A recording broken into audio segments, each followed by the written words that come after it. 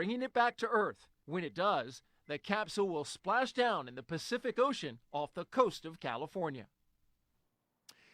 And now, what do the Guardians of the Galaxy with Marvel Comics have anything in common to do with NASA's exploration of the galaxy?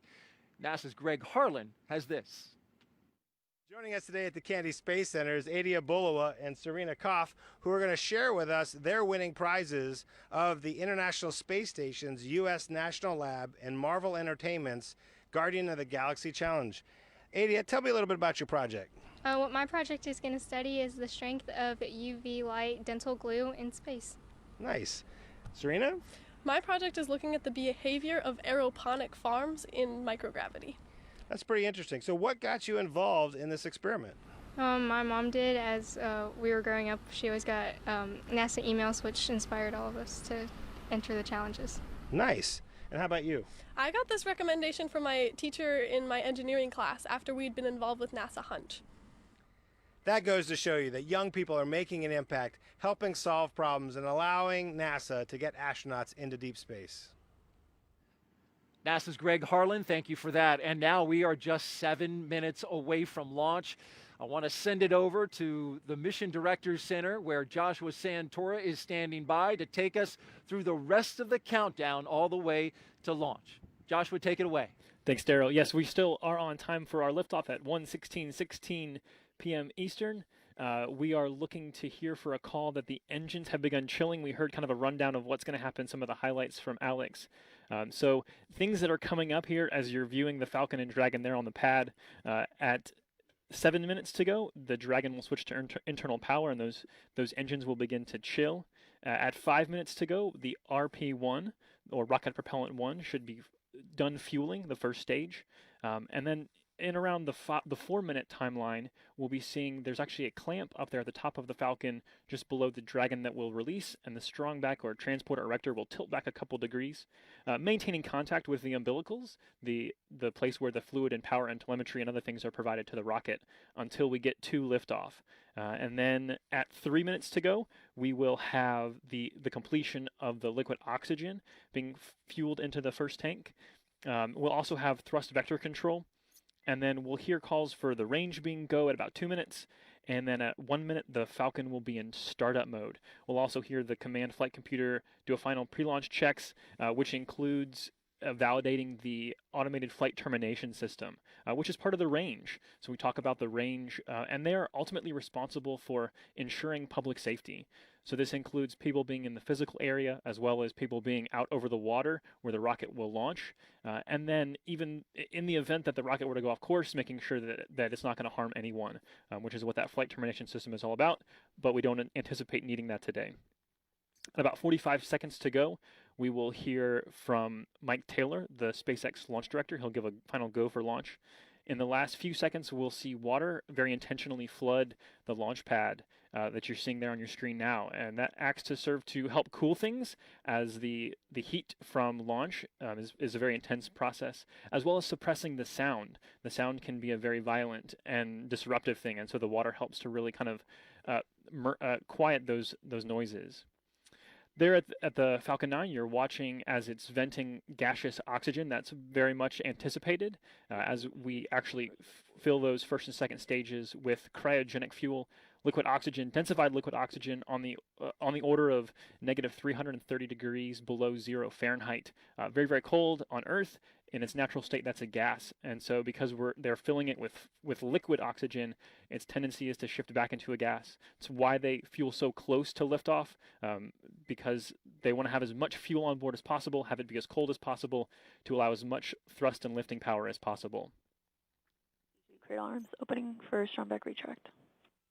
There you hear the calls for the strong back to retract, and if you watch closely, it's only going to tip back a couple degrees right now, but you can see if you're watching closely.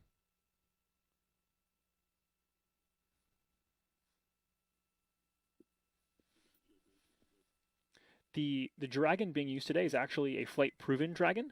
This will be its second trip to the International Space Station. Its first was back in March of 2017 as part of the Commercial Resupply Service's 10 mission. MVAC TVC motions are complete. This Falcon is a brand new Falcon. SpaceX has said that they will discontinue repainting flight-proven boosters, and so because this one has that nice, beautiful finish on it, we know that this is a brand new one. They will be attempting to land this booster back here at the Cape Canaveral Air Force Station. That's always a secondary objective to delivering the payload successfully into its orbit, wherever it is intended to go. Retract angle. There we hear the validation that the strongback is in position.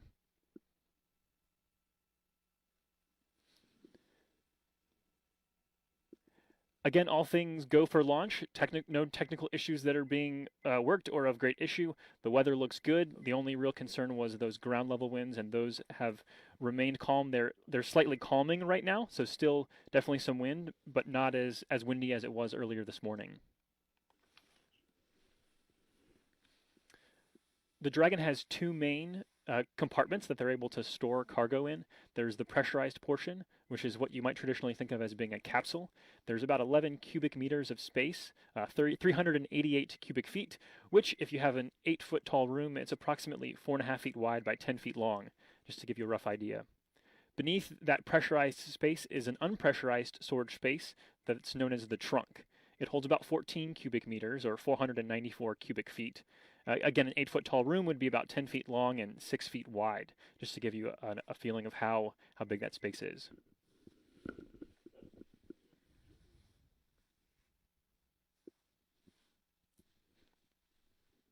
Again, destined for the International Space Station with a planned berthing Saturday morning. The space station is actually headed this way from Australia. It's flying over the oceans south of Australia as we speak, and headed this way again. The Dragon will plan to intercept that Saturday morning. Vehicles on internal power. They're a great call. Vehicle on internal power. Things progressing. Ground gas closeout starting.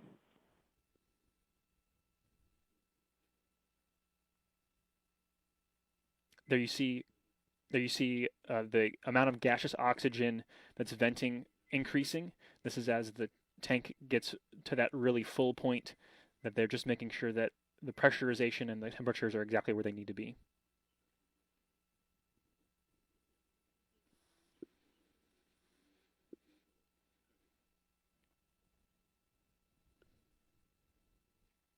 Ground gas closeout's complete. Dragon is in startup. Their Dragon is Falcon in startup. 9 is in startup. Falcon 9 is in startup.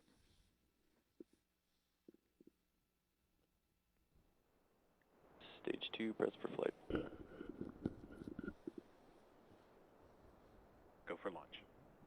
And there's that call, the go for launch call from Launch Director for SpaceX, Mike Taylor.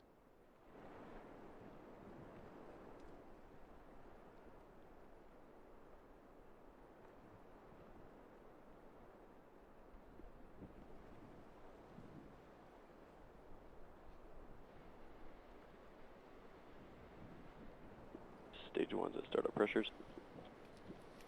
15 seconds. And Falcon 9 is configured for flight. 9, 8, 7, 6, 5, 4, 3, 2, 1, 0.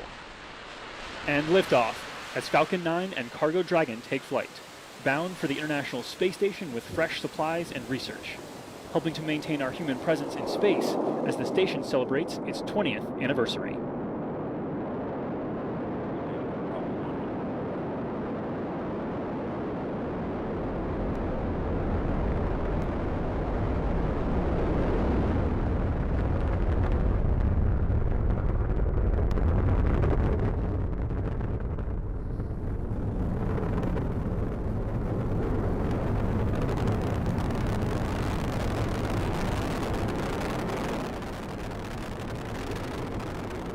We expect a small throttle back in the engines as the vehicle enters max Q, or maximum aerodynamic pressure.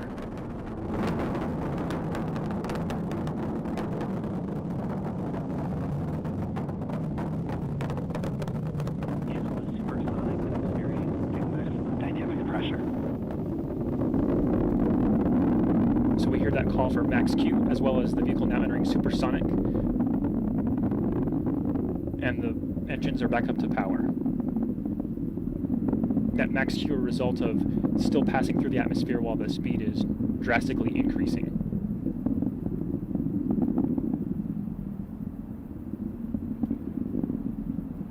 In about a minute, we're going to see a number of actions happen in very rapid succession. Engine chill. At about 2:23, we're going to see the main engines cut off. At about 2:26, the first stage will separate and fall away to head back here to the Cape Canaveral Air Force Station. At 2:33, the second stage engine will ignite, that Merlin vacuum engine. And at 2:39, the first stage will initiate its boost back burn to return here.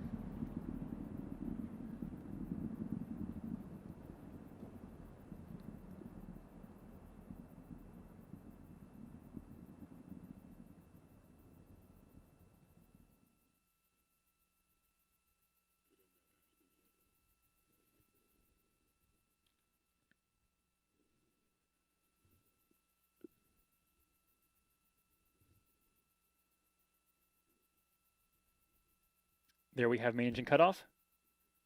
Eco. Stage separation confirmed. And confirm first stage SEP. Stage 1 boost back startup. Ignition. There we have a boost back burn.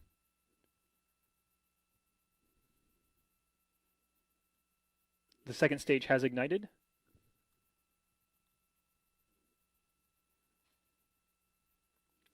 The first stage's main objective is really to get the Dragon spacecraft out of the atmosphere, which it has succeeded in doing. The second stage is now into its mission to deliver the Dragon into its specific orbit.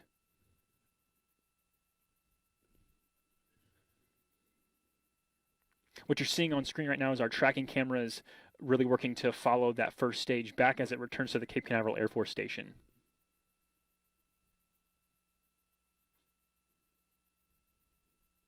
Stage 1 boost back shutdown. So the boost back burn is complete. There are at least a couple more burns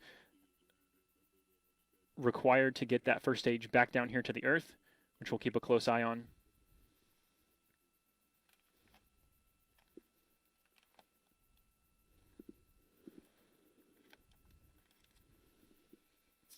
Stage 2 is following the nominal trajectory. Acquisition of signal at Bermuda. We just heard a great call, the second stage there, nominal trajectory. And there you can see on screen, that is a view looking at the engine for the second stage.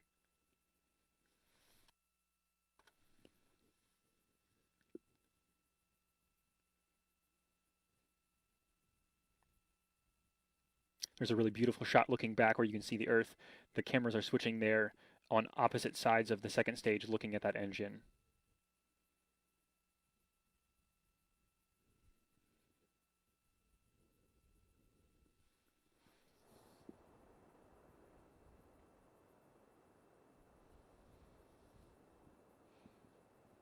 So just a quick look at the actions that are coming up. We have a few more minutes of the second stage burning, and then it will shut down, and then we'll see spacecraft separation, and then a moment or two later we will see the solar arrays on Stage 2 the continues Dragon to follow deploy. the nominal trajectory.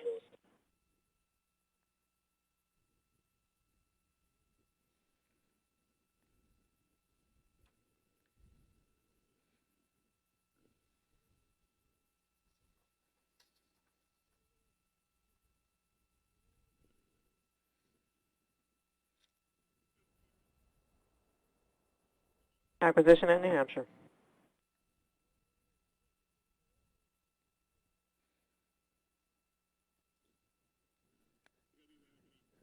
So as you're seeing, again, everything so far proceeding as expected, what we refer to as nominal, which is everything we would like to see today.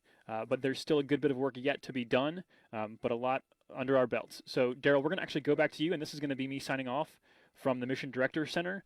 Thanks for being with me, and we'll see you next time. Joshua Santora live in the Mission Control Center. Thank you for taking us through the launch. And as the rocket continues to fall now, we are now going to switch gears and monitor the Dragon spacecraft's journey to the International Space Station, but also get this exciting moment for this mission, and that's the return of SpaceX's booster to landing zone 1, which is just about 10 miles to the southeast of where I am located here at the Kennedy Space Center. Let's bring in Alex Siegel of SpaceX back in. He's out in California at the company's headquarters to show us the landing and talk about reflying that Dragon spacecraft. Alex.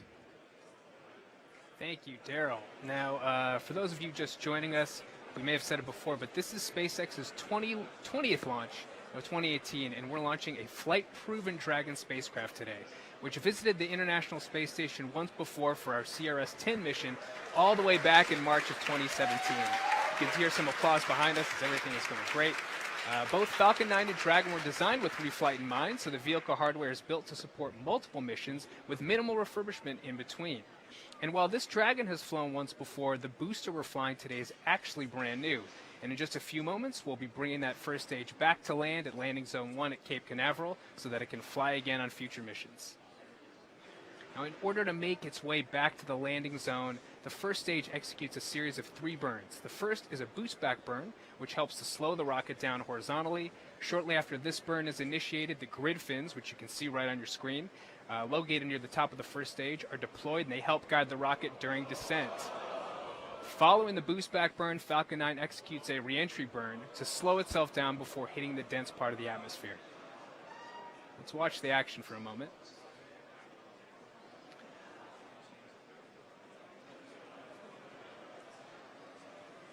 So right now we're looking at the second stage, and you're looking at that MVAC-D engine, which is our Merlin vacuum engine, which only operates in space.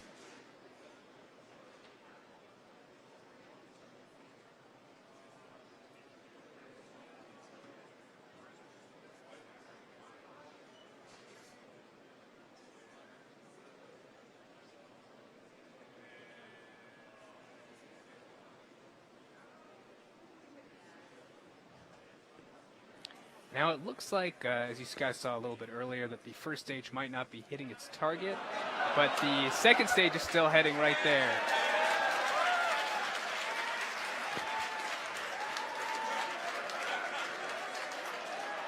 It's sad, if you guys can hear the cheering in the background from my team members. It seems that the first stage has made a water landing, which, again, is not the primary mission here. We still have the Dragon capsule headed to the International Space Station. It is a bummer that we weren't able to capture and re-land the first stage, but again, not our primary mission, so we are still on track to complete this mission. I'm going to go back to talking about our primary mission, and again, as I mentioned earlier, you've got the MVAC-D or Merlin vacuum engine you see on your screen. The burn, it looks like it has fully cut off, and we'll wait for the nets to confirm that we've had official second engine cutoff.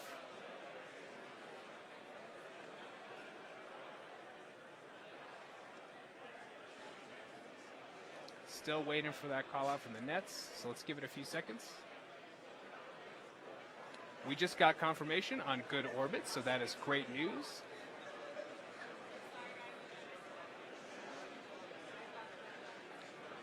Up next, we've got Dragon separation from the top of that second stage, which will give us a glimpse inside Dragon's trunk. As mentioned earlier in the broadcast, Dragon carries cargo both inside the capsule, which is referred to as pressurized cargo, and in its trunk, referred to as unpressurized cargo. And it looks like we have clean separation. You can see inside the trunk right there. What a beautiful shot.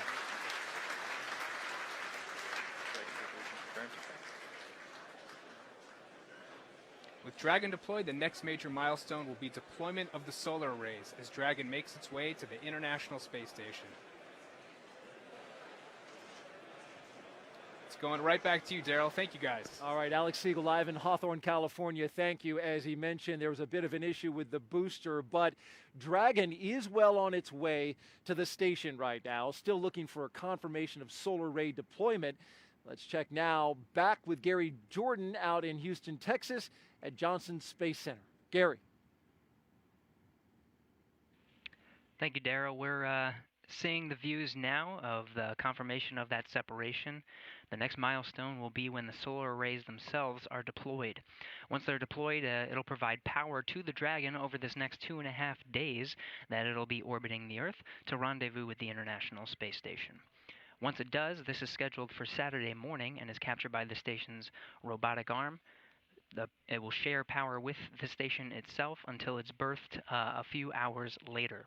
Again, looking at Saturday. The view you're seeing now is a view of the Dragon spacecraft in orbit. You can see some of the tracking. The station itself, at the time of launch, was 261 statute miles over the or just south of Australia. Soon we'll be seeing some views. One of the cameras on the Dragon that will actually show us the solar array deployment. In the meantime, we'll stand by for confirmation of that milestone.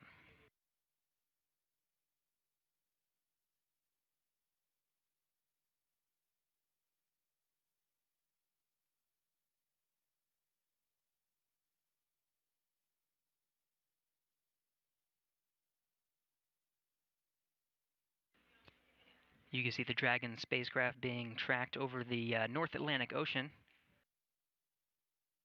Space station, in the meantime, tracking 263 statute miles over the South Pacific Ocean, just east off the coast of New Zealand. This is part of the 2-orbit rendezvous profile.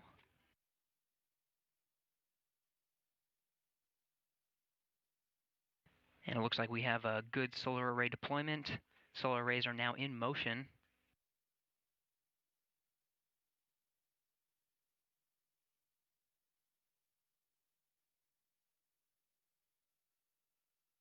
Once fully deployed, the solar arrays will begin collecting power. Again, that will provide power to the Dragon spacecraft over the next approximately day and a half, a little bit longer, until the capture to the International Space Station.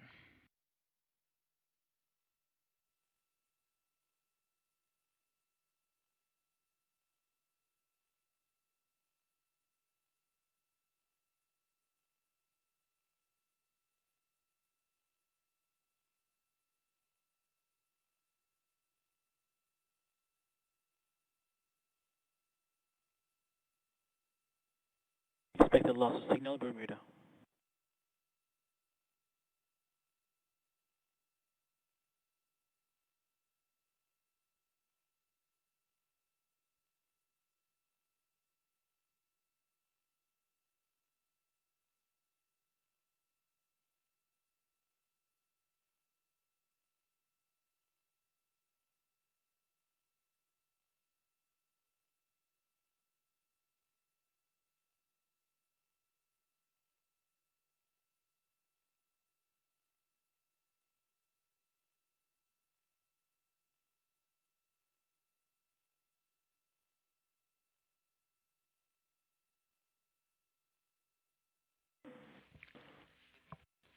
And as SpaceX flies again over the North Atlantic Ocean, the International Space Station just behind it, 263 statute miles, currently over the South Pacific Ocean of New Zealand.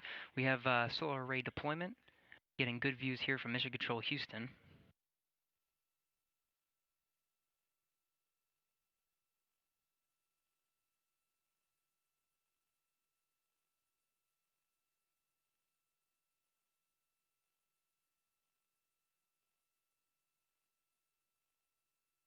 So again, with the successful deployment of those solar arrays, Dragon will be using those to collect power from the sun as it continues to orbit the Earth for the next 2.5 days, looking for a rendezvous to the International Space Station early Saturday morning. At the time of launch, the crew of the International Space Station, the Expedition 57 crew, were in the middle of some tasks working on their spacesuits, but also double multitasking and watching a little bit of the launch along the way. They're excited for the more than 5,600 pounds of cargo to be arriving here shortly.